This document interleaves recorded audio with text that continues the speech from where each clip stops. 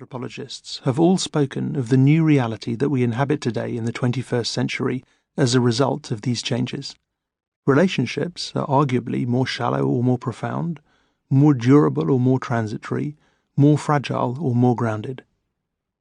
As the workplace for many becomes virtual, new possibilities emerge to construct lives beyond the 9-to-5 paradigm. Whatever we make of these changes, everyone seems to agree that they are indeed changes, that the world is a different place, that the digital era is something incontestably new. But what if we were to see this chapter in human history through a slightly different lens?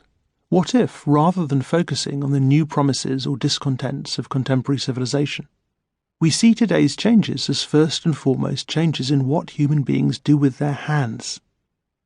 The digital age may have transformed many aspects of our experience, but its most obvious yet neglected feature is that it allows people to keep their hands busy in a variety of unprecedented ways. The use of hands is indeed changing. The owner of the famous Shakespeare and Company bookshop describes the way that young people now try to turn pages by scrolling them, and Apple have even applied for patents for certain hand gestures.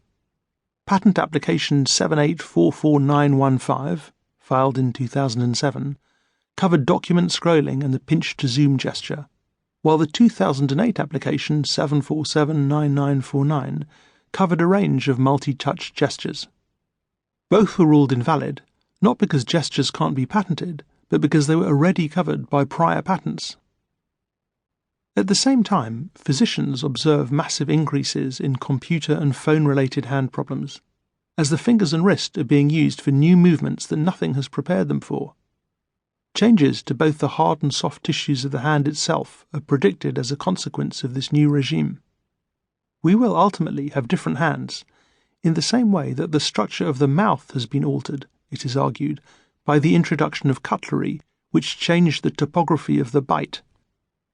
The edge-to-edge bite that we used to have up to around 250 years ago became the overbite, with the top incisors hanging over the lower set, thanks to new ways of cutting up food that the table knife made possible. That the body is secondary to the technology here is echoed in the branding of today's products. It is the pad and the phone that are capitalized in the iPad and iPhone rather than the eye of the user. Yet if the way that we employ our hands is changing, the fact that we have to keep our hands busy is nothing new. From weaving to spinning to knitting to texting, human beings have always kept their hands occupied. If the playground parent would once have been knitting or turning the pages of a newspaper, today they are texting and surfing.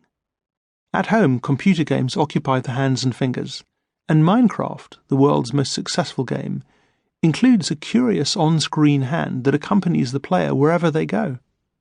The phenomenal popularity of Lego, likewise, is not just due to clever marketing, but to its basic function of giving work to the hands. Once we recognize the importance of keeping the hands busy, we can start to think about the reasons for this strange necessity. What are the dangers of idle hands? What function does relentless hand activity really have? What role do the hands have for the infant, and how does this change during childhood? What links are there between hand and mouth? And what happens when we are prevented from using our hands? The anxious, irritable, and even desperate states we might then experience show that keeping the hands busy is not a matter of whimsy or leisure, but touches on something at the heart of our embodied existence. And this brings us to a paradox that will run throughout the pages to follow. The most obvious answer to the above questions is that we need our hands to do things with. They serve us. They are the instruments of executive action, our tools. They allow us to manipulate the world so that our wishes can be fulfilled. We show our hands to vote, to seal an agreement, to confirm a union, to such an extent that the hand is often used to stand for the human agent that bears it. In zombie and Frankenstein movies, the creatures walk with hands held out in front of them, not to suggest difficulties in vision, but, on the contrary, pure purpose. Yet at the same time, our hands are precisely what disobey. Although there are stories and films where a body part, such as an eye, a foot, or even an ear, becomes animated or possessed, this is nothing compared to the vast number of examples where it is the hand, either joined to the body or severed,